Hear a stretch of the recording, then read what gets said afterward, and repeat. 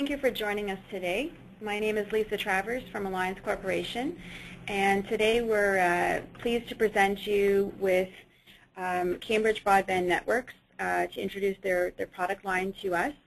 I'm going to hand things over to Tom Ferris, who's going to do a brief introduction to Alliance and introduce Cambridge, and then we're going to hand things over to Cambridge. Over to you. Thanks, Tom. All right, thanks. Good morning, everybody. This is Tom Ferris. I'm the Director for USA Broadband at Alliance Communications. Just a few words about what we're going to talk about today. Don't know how many of you know Cambridge Broadband. I've had the experience of working with these folks for quite a many years. Cambridge started out back in the old WiMAX days, which I'm sure a lot of you remember.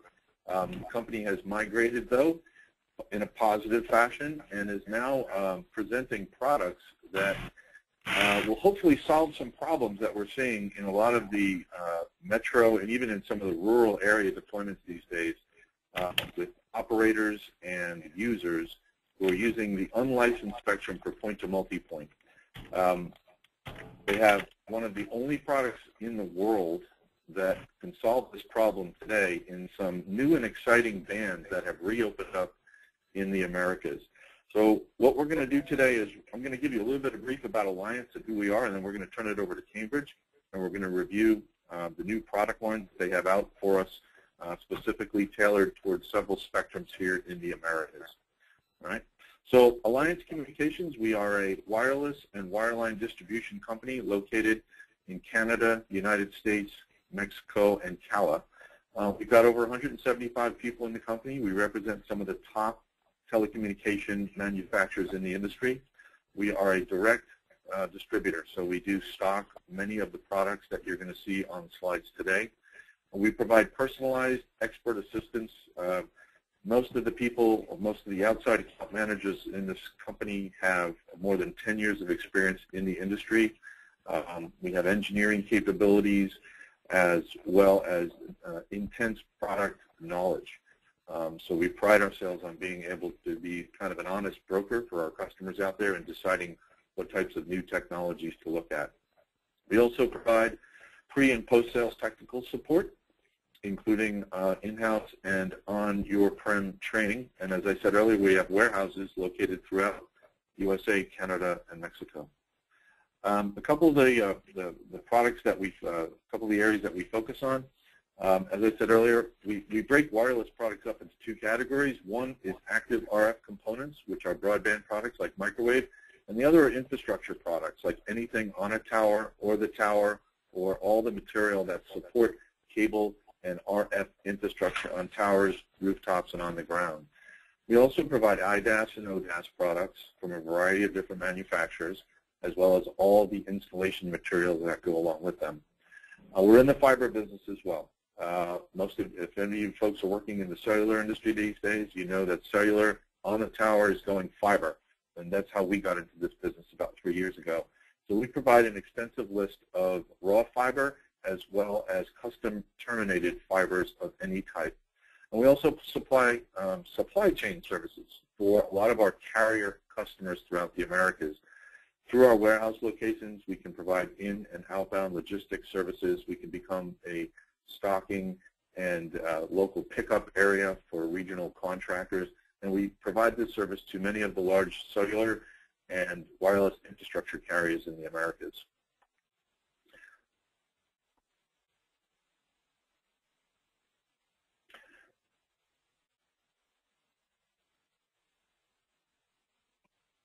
Can everybody see my screen here?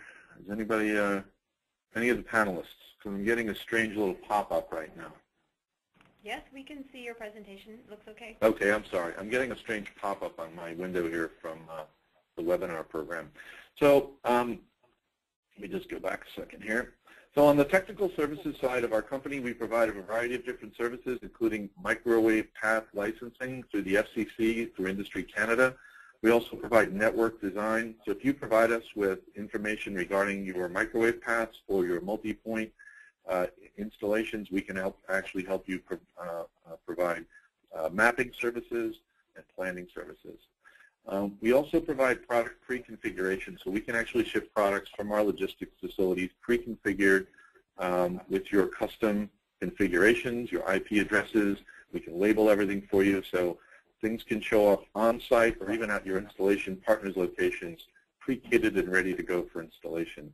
And as I said earlier, we provide a variety of custom fiber terminations. We operate out of 2 clean rooms in the Americas, 1 in Mexico and 1 in Canada. We've shipped tens of thousands of fiber optic cables for the cellular industry. We've supported T-Mobile in over 12,000 installations across the Americas. We also provide tower design services. We represent several tower manufacturers, and we assist you in designing these towers based on your load requirements. And as I said earlier, we also provide Tier 1 and 2 technical support and RMA support for several of our manufacturers. What I've shown you here is this is kind of a quick list of some of the key manufacturers that we represent in the active RF and active hardware components areas. We provide backhaul and transport systems from companies like DragonWave, Ceragon, Bridgewave, and Cycloop. We provide point-to-point and multi-point systems from companies like Cambium, Redline, RAD, and now Cambridge Broadband. And we operate in a variety of different frequencies from 400 megahertz all the way up to 80 gigahertz. We also provide mesh and outdoor Wi-Fi products from companies like ABB and Ruckus. We're currently providing towers from companies like Roam and Trilon. And about 3 years ago, we added AC, DC, and UPS lines from Alpha Technologies, from Eaton, and from Solus Energy. We can provide pretty much all of your telecommunication requirements on the towers, on the rooftops, in the shelters, and also in your data centers. On the wireless infrastructure solution side of our business, you'll notice a lot of familiar faces here. We represent companies like RFS, CommScope, Times Microwave, Valmont, Alpha, and Ritsu. The list is long and varied, and as I said earlier, we provide all the products to go from the top of the tower all the way into the data center. And we are well versed in all these products, so bring your telecommunication requirements to us, and we'll help you design a system from top to bottom. Again, thank you for coming on board today. We'll be about 45 minutes to an hour. I'm going to turn it over to Chris Williams and Chris Wright of CBNL. After the webinar today, we're going to open things up for questions, so please submit your questions during the webinar. And we'll also send out links to these presentations up on our YouTube pages. Thanks again. Chris and Chris.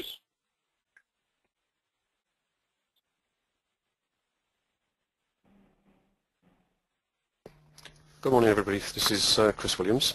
I'm a technical solutions consultant for Cambridge Broadband. I've been with the company 5 years. The other Chris on the call is Chris Wright, who is our marketing director.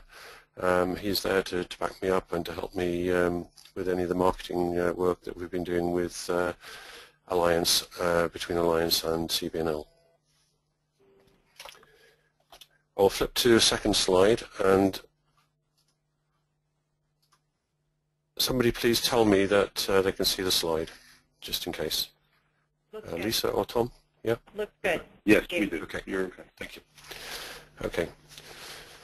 So Cambridge Broadband Networks Limited, we're based in Cambridge, United Kingdom, and we take some very good talent out of the universities around Cambridge.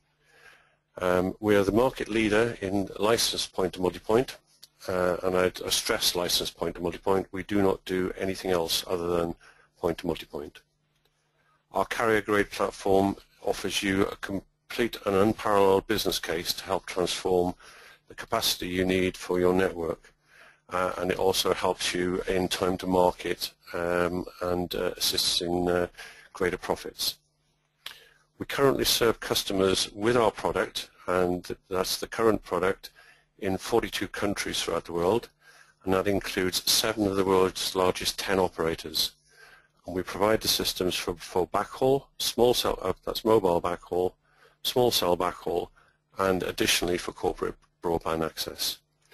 And when I say all of those 3 items together, that means that you can use this system for any or all of them at any time. You don't have to have a completely different system to go from small cells to broadband access. So what will you learn during the webinar? Well, first of all, the world of wireless has changed, but what's it going to mean for your business? Today we'll have a look at how license point to multipoint can help you create a winning business case. It will help you to increase capacity and provide carrier-grade services, which are becoming increasingly difficult in the sub-6 gigahertz range now due to congestion. It can help to save costs and help to get to generate your revenues more quickly. It's also very easy and fast to get to market. We'll also have a look at the spectrum partnerships that CBNL has put in place, which has helped us to gain a rapid success in the United States. We'll also look at how CBNL and Alliance are bringing these two benefits to your business. As Tom has alluded, the Alliance Corporation has a massive presence throughout USA and Canada, and are system integrators and suppliers of equipment and services, so a perfect partner for us. So let's have a look now at the evolution of licensed point to multipoint. And forgive me if I start to call it PMP. We've been calling it point to multipoint, which is a long word for a long time. So now is the time to look at shortening it to PMP. So PMP can reduce your network costs by up to 30% on the capex, approximately 50% in the OPEX, and it means that in the overall total cost of ownership, you can achieve savings of around about 50%. It avoids the cost of fibre, and it requires half the radius of point-to-point. It can increase your network performance, so each link within the VectaStar system can provide up to 600 megabits per link back into the access point. An access point in this case is actually a sector coverage, and you see in the diagram on the right of the slide there's one access point which is basically giving area coverage out to a number of sites. We say that it's a faster time to market and a faster time to revenues. That's because you need less radios and it's an easily accessible spectrum. And we are the leaders in deploying this sort of solution. So let's have another look at the point to multipoint solution. Basically, as I said earlier, one single access point gives you an area coverage with one single radio frequency channel, which is then allowed to be able to cover multiple subscriber or remote terminal sites. Key advantages being fewer radio installs, less mass space taken up, especially at the hub site, less equipment because there's only one sector at a hub site for 90 degrees or 30 degrees of coverage, therefore less spectrum. It's quicker installation because you now only need to revisit or to visit the next remote terminal installation, and lower power consumption simply because there's less equipment. And this leads to the improvements shown here of up to a third lower capex, 50% lower OPEX, and better spectrum efficiency. And if you look at the diagram at the bottom of the page there, what you'll see is a comparison of point-to-point use of spectrum compared to point-to-multipoint use of spectrum. What you can see on the left-hand diagram is that what we're showing is 3 separate backhaul links will all require provisioning at a maximum peak, so let's say 20 megabits. So each of those 3 backhaul links there will require a channel of 20 megahertz each. When you look at point-to-multipoint, the sector will cover a particular area. That particular area will have the total availability of the sector bandwidth in it, which could be 300 or 600 megabits. So therefore, by being able to use the spectrum, the same channel in the spectrum, to contact more than one remote terminal, you're beginning to get savings on the actual use of the spectrum, and you're being able to use the overhead that's still in that spectrum for better use to be able to deploy more remote terminals. Let's dispel a few myths about point-to-multipoint, which abound from the very early days of point-to-multipoint. The first one is it's a niche technology.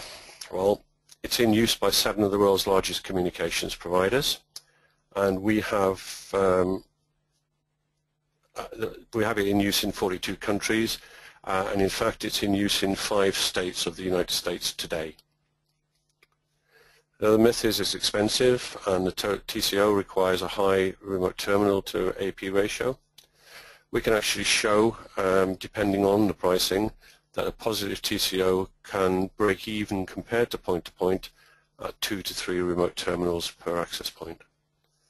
A typical 600 megabits link, that's 300 megabits uplink, 300 megabits downlink simultaneously, can come in the range $1,500 to $2,500. The other one is the atmosphere drives performance and makes links unstable. We have massive networks of this equipment deployed, and through proper planning, for those of you who use a lot of radio, you can in most cases overcome the most challenging geographies and atmospheric conditions on the planet. Links are short. In the case of the 28 gigahertz equipment that we're currently deploying in the United States, we can get ranges up to 12 miles. Typically the ranges for most deployments are within 1 to 3 miles, and we can allow the bandwidth that's available, the 600 megabits, can actually be planned for 99.99% availability, and that's with 30 remote terminals in a sector out to a distance of about 2 miles. Another myth is that it's difficult to deploy and plan. We've got over 150,000 links of our equipment deployed worldwide. The typical installation time, depending on distance and location from a warehouse, is about 15 minutes per outdoor unit. On the planning side, we've found that standard planning tools are extremely bad at being able to try and plan a multi-point network. Therefore, we have developed and proved our own proprietary tools which are available to end customers to be able to carry out the deployments of these networks. Another myth back in the old days was that we don't have the capacity or the capability to backhaul LTE, or carrier capacity is unsuitable for carrier backhaul. It's already in use and has been for over 10 years now with mobile networks. It has an industry-leading enterprise, low latency, of less than 1 millisecond in most cases. And LTE needs, well, the capacity we can get out of this is now 600 megabits, which is 300 megabits uplink, 300 megabits downlink. So there's plenty of capacity available.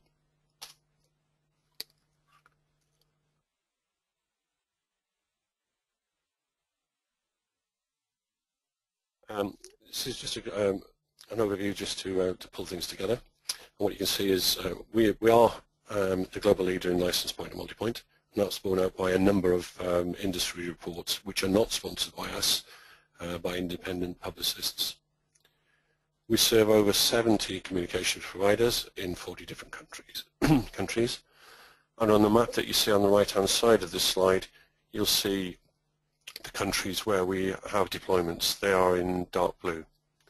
So we're across basically Russia, Eurasia, most of Africa. We have quite a few deployments in Latin America, and as I said, we are deployed in at least 5 states in the United States today. And on the bottom you can see the larger mobile operators, which are classed as the top 10 in globally rather than just the US. So Airtel, Telefonica, Vodafone, Orange, MTN, Etisalat, and Level 3. Although Level 3 is not a mobile operator, Level 3 has a worldwide presence from its acquisition of the Global Crossing Enterprises. So we have custom with Level 3 across the world. Another plus point for Cambridge Broadband is that we actually spend over 15% of our revenue on R&D for future products. We believe that we have a strong cultural fit into the US market, and to reiterate again, 5 states with current deployments in use.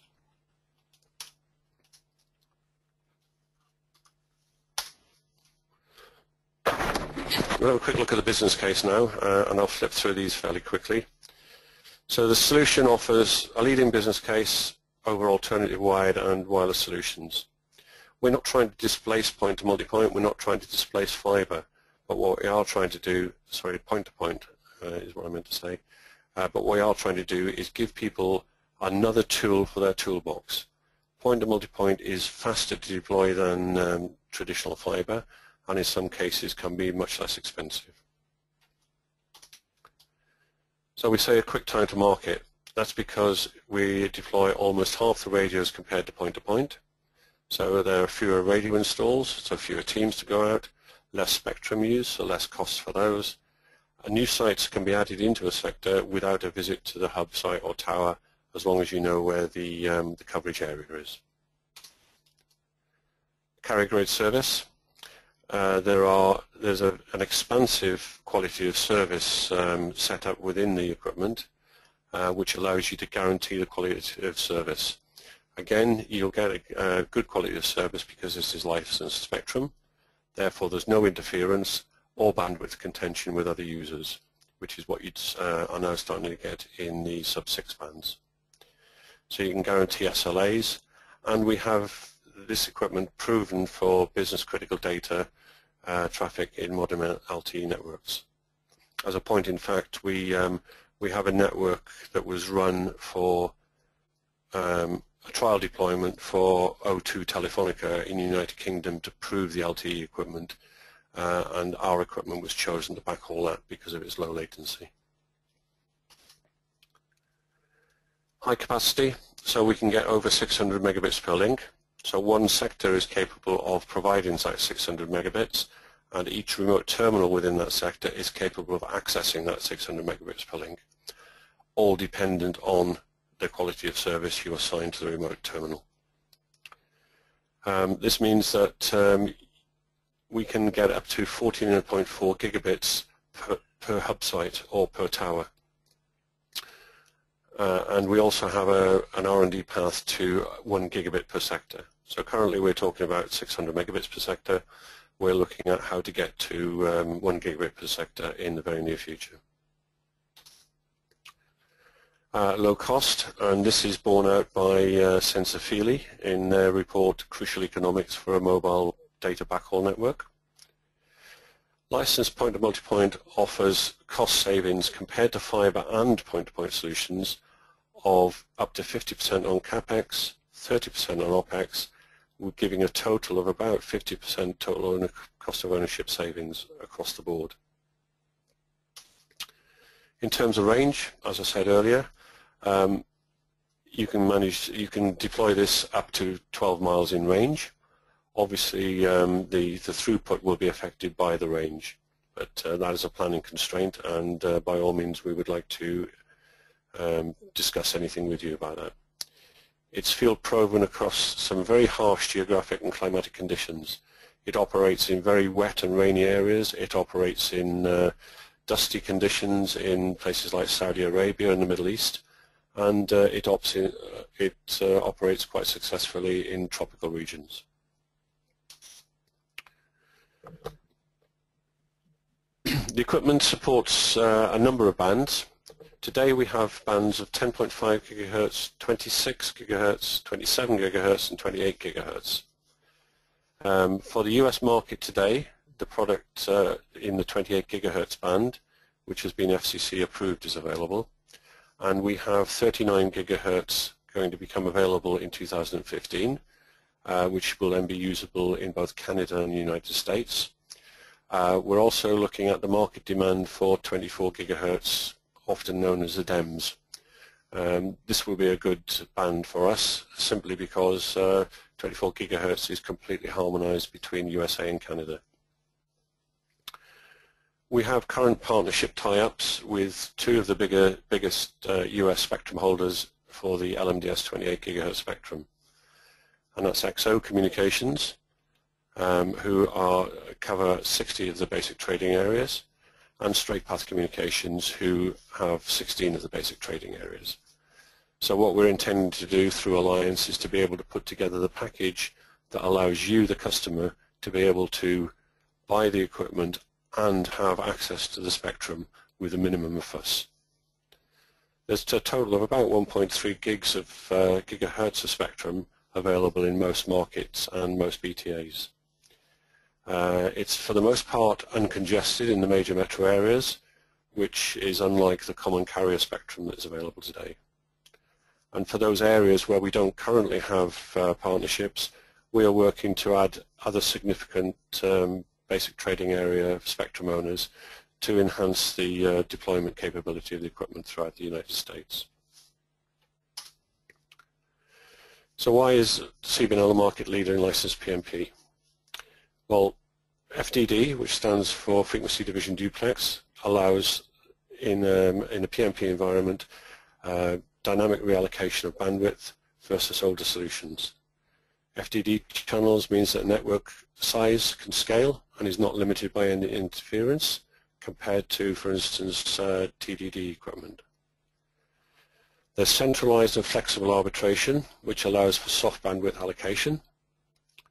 It has the lowest latency of any point-to-multipoint product, particularly versus TDD equipment. It's less than 1 millisecond versus around about 15 milliseconds for the majority of sub-6 TDD equipments. Now this is critical for next generation networks and LTE.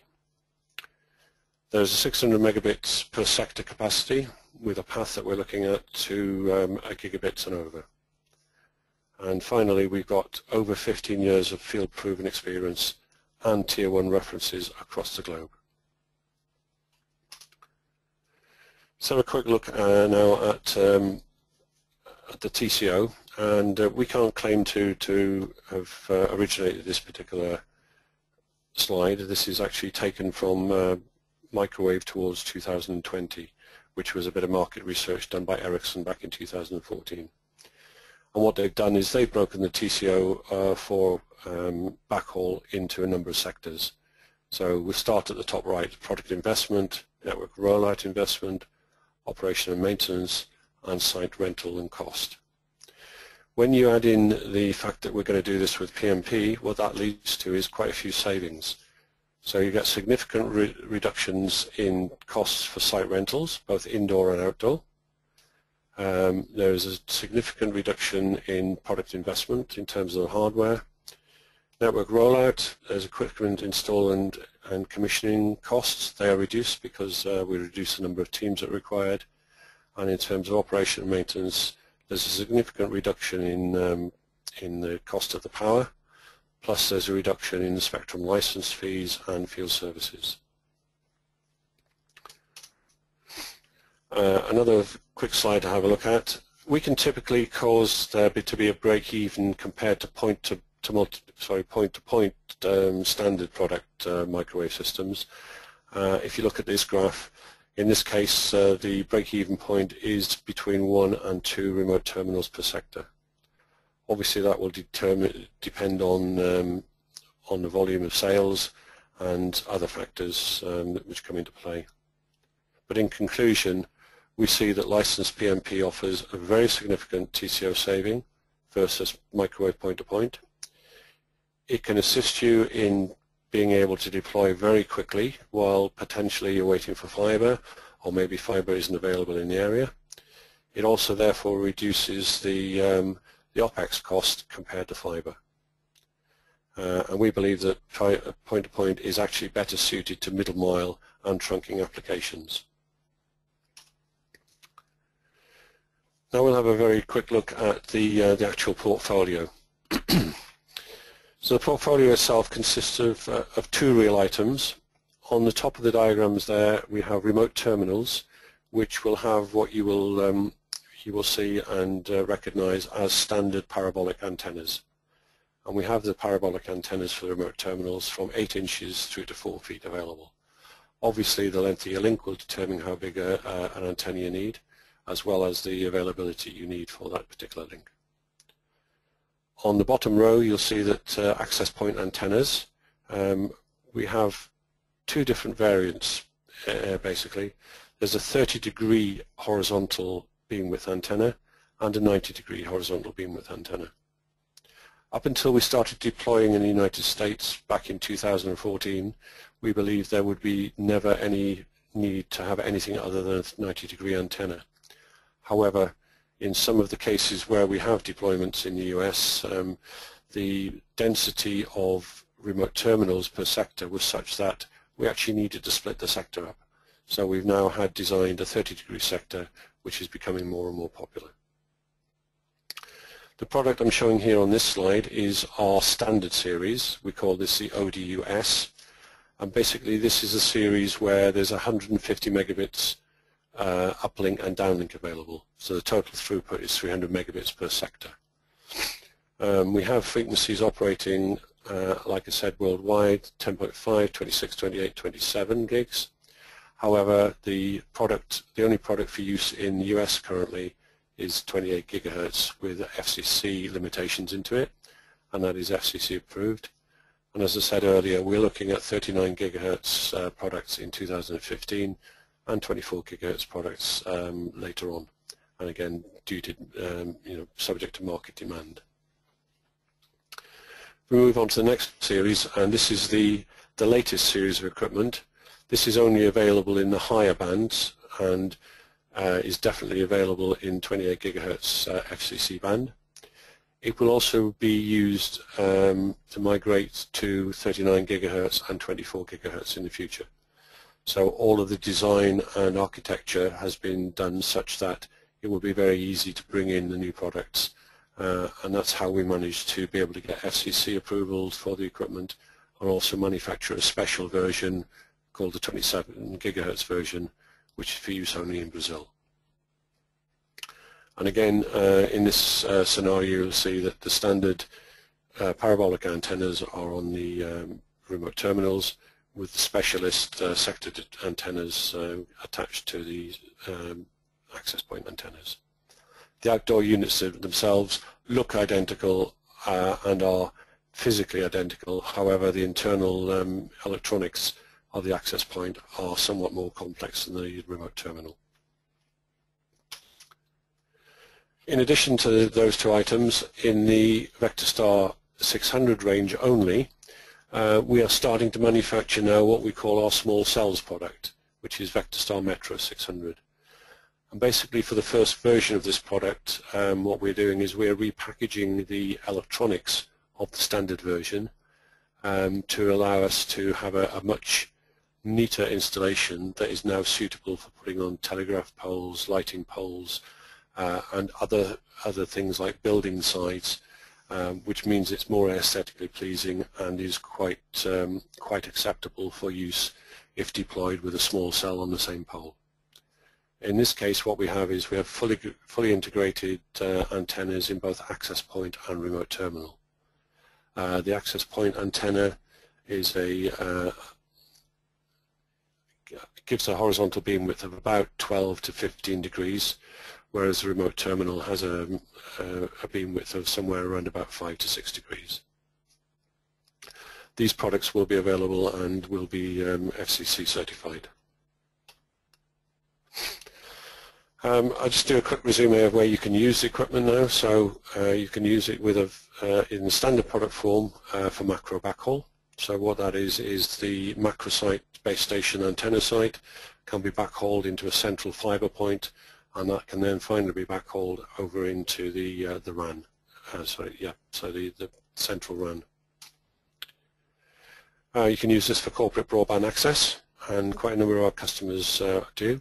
So that means you can push Ethernet out into urban areas.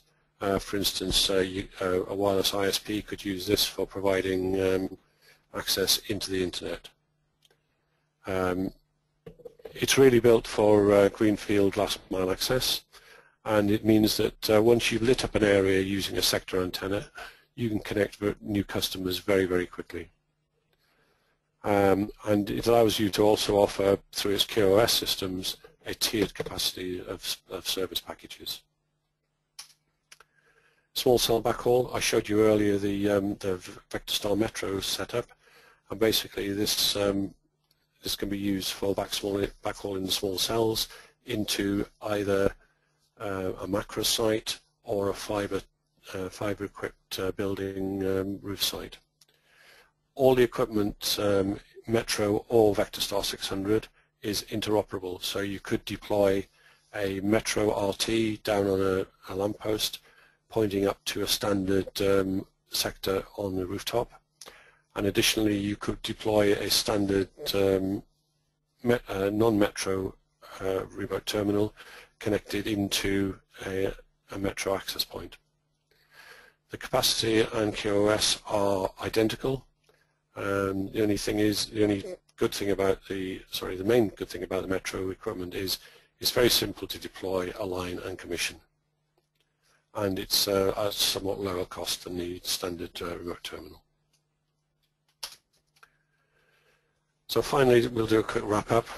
Why now? Why CBNL and why the US? What we intend to do is we're trying to decouple operators' revenue and cost and therefore give expectation of ubiquitous coverage. This will then drive the need for more innovation to drive higher capacity and lower the costs of backhaul. But currently, as you know, legacy solutions are not suitable for many of the emerging use cases. Therefore, what we believe is that we've halved the cost of the equipment, or of the solution rather, and doubled the capacity and able to provide you with a compelling new option. And a summary, how do we transform the business? It's quick to deploy, it's licensed, so it's interference free, delivers guaranteed bandwidth, and there's headroom for growth in the future. There's plenty of full spectrum, and we've been able to provide some simple leasing options. There's a leading business case which saves money and increases your return on investment. And finally, CBNL is an industry leader. We have the most advanced platform, it is field proven, and it is in use in the USA, Latin America, and basically the whole globe. Thank you very much. And that concludes my presentation for the day. Thank you, Chris. Over to you, Lisa. That's good. Thanks very much, Chris. Just some real-world feedback from some of the carriers that we've spoken to in the United States over the last 6 months. My experience in the Metro B2B marketplaces in the United States with service providers is that most of the carriers who are out there operating in license-exempt equipment today, products from companies like Radwind and Redline and Cambium and Ubiquity, they're being advertised as potentially 200 plus megabits on the base stations. But in reality, what you actually get in the field based on TDD technology, interference issues and whatnot is probably get a maximum speed on your subscribers where you can offer any type of SLA at about 50 megabit. And then the systems start to degrade from there. Basically what Cambridge allows the metro area operators to offer is high-quality business class services with SLAs up to 100 megabits plus, all right, with a higher concentration of oversubscription, a higher class of service, no post-installation tinkering required if somebody else lights up another access point in your area, or if there's a DFS interference issue or any of the other issues that crop up with 5 gigahertz on licensed spectrum. So this is basically, you know, at the end of the day, the carrier class solution where you can go out and offer higher speed services with a higher level of quality to your business-to-business users. And you can also offer more robust type applications such as cloud services, higher quality voice over IP services, and video teleconferencing services. So, I mean, all in all, this is a win-win situation for metro area operators in the United States, and we look forward to addressing several of those requirements out there with you. And with our friends, I know there's a large number of Canadian potential customers on the call today. As Cambridge said earlier, there are plans to offer this product in Canada through various different spectrum options that are becoming available. So please stay tuned. We'll keep you in touch. I believe there's trial capabilities of this product for you in Canada. So please contact your Alliance representatives in Canada, and we'll be happy to get you set up. Chris, any final words before we wrap up? Lisa, were there any questions as well that have come in over? There weren't any questions. There weren't any questions during the webinar, but there were some when people registered, and they were about Industry Canada licensing issues, which I believe you've already addressed. Okay. Yeah. So, yeah. Stay tuned for that. Andy Moss, who is our resident manager of engineering and product development, he's actually based in Canada, has a very close relationship with Industry Canada. I believe he's on the call right now. He can assist you with any spectrum issues in Canada. So please feel free to bring those to his attention. All right? Great. Thank you, everybody. And in case I haven't already mentioned it, I have recorded this webinar. So as soon as possible, I will be sending out a follow-up email to the webinar with a link to the recording so you can watch the presentation in a video format whenever you want. And if anyone's interested in a copy of the PowerPoint, just send me a quick note, and I'll follow up with CBNL to get a copy of that. We look forward to anyone joining us on our next webinar. We have a presentation from Ciclu next week, Wednesday at the same time. And thanks for accommodating the time change for our presenters, because they do have a 5-hour time difference from Canada here. So we wanted to make sure that we were able to get it during business hours for them. Thanks, everybody. Thanks, Chris and Chris. You're welcome. Thank you very much. Yeah, thanks, fellas.